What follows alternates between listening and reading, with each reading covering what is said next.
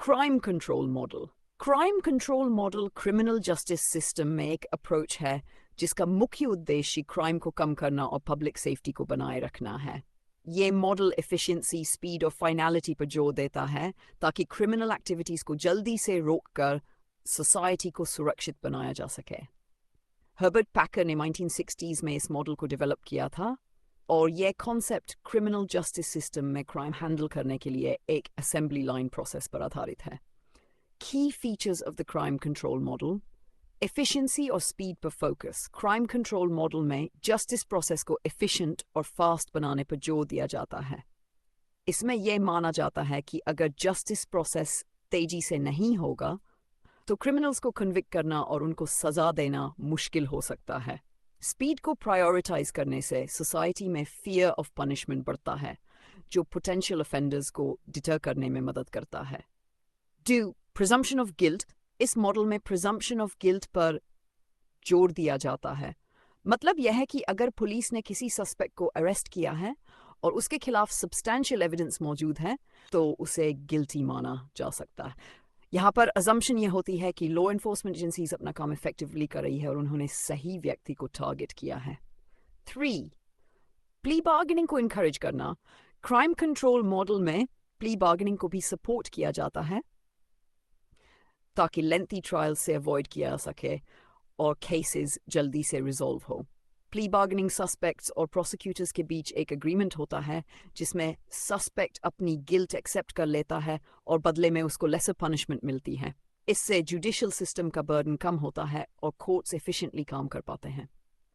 4. Focus on public safety over individual rights. इस model का primary goal public safety को maintain करना है, भले ही इसमें इंडिविजुअल राइट्स को कुछ हद तक कॉम्प्रोमाइज करना पड़े। मतलब अगर कुछ लीगल प्रोसीजर्स को स्ट्रीमलाइन करना पड़े ताकि क्रिमिनल केसेस जल्दी सॉल्व हो तो उसे प्रायोरिटाइज किया जाएगा। इसमें एम्फेसिस इस बात पर होता है कि सोसाइटी को सेफ रखने के लिए स्ट्रिक्ट और स्विफ्ट एक्शन लिया जाए ताकि लॉ अबाइडिंग सिटीजन्स के इंटरेस्ट्स को प्रोटेक्ट किया जा सके। 5. Limited judicial intervention. Crime control model में जुडिशियल सिस्टम का रोल लिमिटेड होता है ताकि क्रिमिनल केसेस में अननेसेसरी डिलेज न हो। जजेस का रोल ज़्यादा इंटरवेंशनिस्ट नहीं होता और लॉ एनफोर्समेंट एजेंसीज को काफ़ी ऑटोनॉमी दी जाती है कि वे क्रिमिनल्स को पकड़ने और प्रोसिक्यूट करने में एफिशिएंटली काम कर सकें। Advantages of the crime control model. 1. Quick justice delivery. यह मॉडल जस्टिस सिस्टम को स्ट्रीमलाइन करता है जिससे केसेस जल्दी रिजॉल्व होते हैं और क्रिमिनल्स को जल्दी सजा मिलती है। इससे पोटेंशियल क्रिमिनल्स को भी एक क्लियर मैसेज मिलता है कि अगर उन्होंने कोई क्राइम किया तो उन्हें जल्दी ही जस्टिस सिस्टम में फेस करना पड़ेगा। 2. Public confidence in justice system. जब क्रिमिनल्स को जल्दी पकड़कर प्रोसिक्यूट किया जाता है तो पब्लिक का कॉन्फिडेंस जस्टिस सिस्टम में बढ़ता है। लोग महसूस करते हैं कि सिस्टम उन्हें प्रोटेक्ट कर रहा है और किसी भी क्रिमिनल एक्टिविटी को टॉलरेट नहीं करता। 3. Deterrence effect. Crime control model का एक प्रमुख एडवांटेज यह है कि इससे डिटरेंस इफेक्ट पैदा होता है। जब क्रिमिनल्स को पता होता है कि उन्हें जल्दी पकड़ा जाएगा और प्रॉम्प्टली प्रोसिक्यूट किया जाएगा तो वे क्रिमिनल एक्टिविटीज में इन्वॉल्व होने से डर सकते हैं। यह सोसाइटी में लॉ एंड ऑर्डर को बनाए रखने में मदद करता है। Criticisms of the crime control model. हालांकि क्राइम कंट्रोल मॉडल का उद्देश्य अब पब्लिक सेफ्टी को सुनिश्चित करना है पर इसके कई ड्रॉबैक्स और क्रिटिसिज्म्स भी हैं। 1. Risk of wrongful convictions.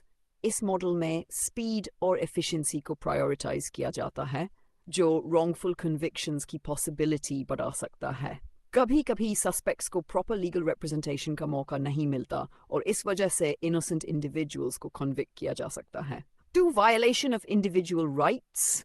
Crime control model में इंडिविजुअल राइट्स को पब्लिक सेफ्टी के सामने सेकेंडरी माना जाता है। इसका मतलब यह है कि सस्पेक्ट्स को ड्यू प्रोसेस राइट्स जैसे कि फेयर ट्रायल का अधिकार कम दिया जाता है। इससे लीगल सेफगार्ड्स को बाईपास किया जा सकता है और लॉ एनफोर्समेंट एजेंसीज को एक्सेसिव पावर मिल सकती है। 3. Over reliance on law enforcement. इस मॉडल में अजम्पशन यह होती है कि पुलिस और प्रोसिक्यूशन हमेशा सही होते हैं, लेकिन कई बार ऐसा नहीं होता और जब लॉ एनफोर्समेंट एजेंसीज पर पूरी तरह भरोसा किया जाता है तो पावर का मिसयूज होने का रिस्क भी रहता है। पुलिस मिसकंडक्ट और wrongful arrests इस मॉडल की एक बड़ी प्रॉब्लम बन सकती हैं। 4. Reduced role of judiciary. Crime control model में जुडिशरी का रोल लिमिटेड हो सकता है, जिससे सस्पेक्ट्स के लिए चेक्स एंड बैलेंसेस कम हो जाते हैं। जुडिशरी का पर्पस यही है कि वह इंडिविजुअल्स के राइट्स को प्रोटेक्ट करे और फेयरनेस सुनिश्चित करे, लेकिन इस मॉडल में जुडिशरी का कम इन्वॉल्वमेंट सस्पेक्ट्स के राइट्स के लिए कंसर्न पैदा कर सकता है। Practical application of the crime control model. Practical scenario में क्राइम कंट्रोल मॉडल को ऐसे केसेस में अप्लाई किया जाता है जहां पर क्राइम की सिवेरिटी ज़्यादा होती है, जैसे कि टेररिज्म, ड्रग ट्रैफिकिंग या वायलेंट क्राइम्स। इन केसेस में लॉ एनफोर्समेंट एजेंसी सस्पेक्ट्स को जल्दी अप्रीहेंड और प्रोसिक्यूट करने की कोशिश करती हैं ताकि सोसाइटी को इमीडिएट प्रोटेक्शन दी जा सके। साथ ही कुछ देशों में क्राइम कंट्रोल मॉडल का व्यापक रूप से उपयोग होता है, खासकर जहां लॉ एंड ऑर्डर पर बहुत ज़्यादा फोकस किया जाता है। यूएसए में वॉर ऑन ड्रग्स और वॉर ऑन टेरर कैंपेन्स इसी मॉडल पर आधारित थे, जहां सस्पेक्ट्स को जल्दी से अप्रीहेंड किया गया और उन्हें प्रोसिक्यूशन प्रोसेस से जल्दी से गुजारा गया। कंक्लूजन, क्राइम कंट्रोल मॉडल का मुख्य उद्देश्य सोसाइटी में सेफ्टी और ऑर्डर बनाए रखना है, जो कई एस्पेक्ट्स में बेनिफिशियल है। यह क्विक जस्टिस डिलीवरी, डिटरेंस और पब्लिक कॉन्फिडेंस बढ़ाने में मदद करता है। लेकिन इस मॉडल में कुछ लिमिटेशंस भी हैं, जैसे कि इंडिविजुअल राइट्स की कमी और रॉन्गफुल कन्विक्शंस का रिस्क। इसलिए एक बैलेंस्ड क्रिमिनल जस्टिस सिस्टम के लिए क्राइम कंट्रोल मॉडल और ड्यू प्रोसेस मॉडल के एलिमेंट्स को इफेक्टिवली इंटीग्रेट करना ज़रूरी है ताकि फेयरनेस और सिक्योरिटी दोनों सुनिश्चित हो सके।